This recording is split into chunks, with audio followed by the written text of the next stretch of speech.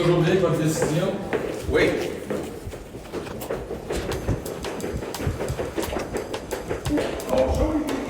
Bonjour, M. Legault! Oui, pardon.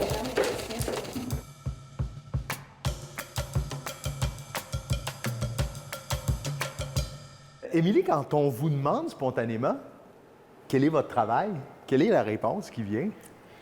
Bien, je suis fière de dire que je suis photographe officielle de la première ministre. Donc, c'est un titre qui surprend parce qu'il y a des gens qui ne savent pas que c'est un travail qui existe, finalement.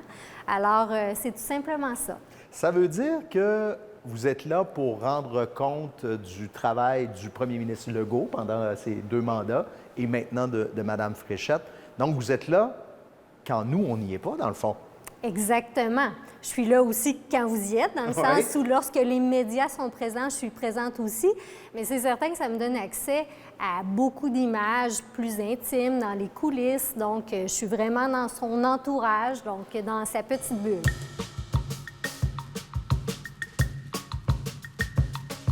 Quelle est la description de tâche de ce travail-là? Bien, ce qui est intéressant, c'est que lorsque je suis entrée en fonction, il n'y a personne qui m'a dit comment travailler. Donc, il faut aussi mettre en contexte que j'avais fait la campagne électorale avec M. Legault en 2018, qui l'a amené à sa victoire. Donc, j'avais eu l'occasion de travailler avec l'équipe, avec les mêmes gens au sein des communications. Donc, je savais un peu le type de photos que je devais livrer. Puis ça s'est construit au fil des années aussi, parce que mon travail s'est précisé. Donc, à chaque événement, je sais quel type de photos je dois livrer pour bien livrer le message politique. Moi, honnêtement, j'avais pas beaucoup de connaissances politiques quand j'ai commencé ce travail-là. Mais ce que j'aimais, c'était documenter des événements, de suivre l'action, d'être sur le terrain. Donc, il y a des qualités, je pense, fondamentales qu'on a besoin pour faire ce travail-là, mais pas nécessairement d'avoir une couleur politique. Et votre travail, contrairement au travail des médias qui suivent les premiers ministres, c'est de mettre en valeur en tout temps le client qui est le premier ministre dans ce cas, ou la première ministre? Bien, pour moi, c'est très naturel. Mais je veux vraiment en même temps avoir des images qui représentent bien la personne, qui sont assez authentiques, qui révèlent que les gens peuvent s'identifier à cette personne-là. Puis quand ils le voient, ils disent oui, les images que j'ai construites au fil des années, ça représente bien l'homme ou la femme politique, en fait. Ça veut dire que vous avez vécu avec l'ère Legault toutes les étapes, bonnes ou moins bonnes.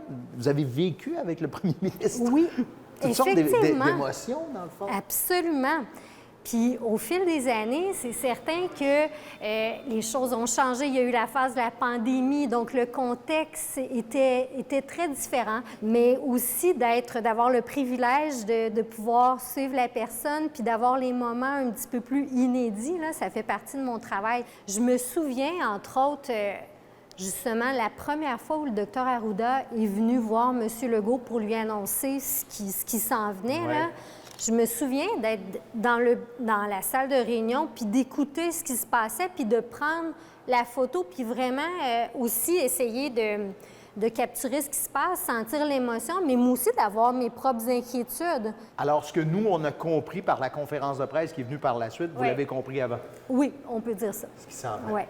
Donc, vous êtes dans le secret des dieux, On dans le peut secret dire ça. politique. On peut dire ça. Moi, je suis là pour servir le message politique, de le transmettre en images, puis je veux dire, d'être discrète, ça fait partie de mon rôle. Quel est le moment marquant des années de M. Legault?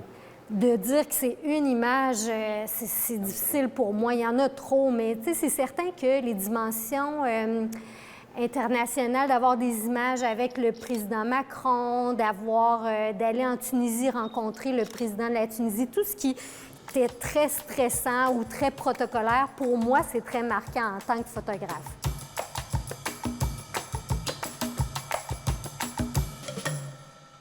Ce travail-là, il est assez particulier de telle façon qu'il y a une communauté de photographes officiels de dirigeants politiques. Ça existe? Ça existe, oui. Puis grâce aux réseaux sociaux, on s'écrit entre nous, on s'inspire, on regarde le travail des autres, on s'écrit, on s'encourage. Donc, ça, c'est vraiment stimulant. Puis, il n'y a plus de frontières, donc ça peut être avec les photographes officiels. Je vois des gens qui travaillent à la Maison-Blanche, des photojournalistes à qui je peux écrire, puis c'est vraiment stimulant. Et eux suivent votre travail aussi. Aussi, mais il faut comprendre le contexte politique. Il faut aussi avoir toujours en arrière-pensée, c'est qu'est-ce qu'on veut mettre de l'avant, servir le message politique, encore une fois, c'est important, donc il faut le comprendre. On est mercredi. Je dois vous laisser aller. Quelle est la prochaine affectation dans votre cas? Aujourd'hui, on s'en va à Mirabel avec le premier ministre Carney, donc faire une annonce là-bas. Puis le reste de la semaine, il va y avoir toutes sortes de choses, ça bouge à chaque jour. C'est un feu roulant, mais c'est ce que j'adore. Émilie, merci beaucoup. Ça a été un plaisir. Merci, Bruno.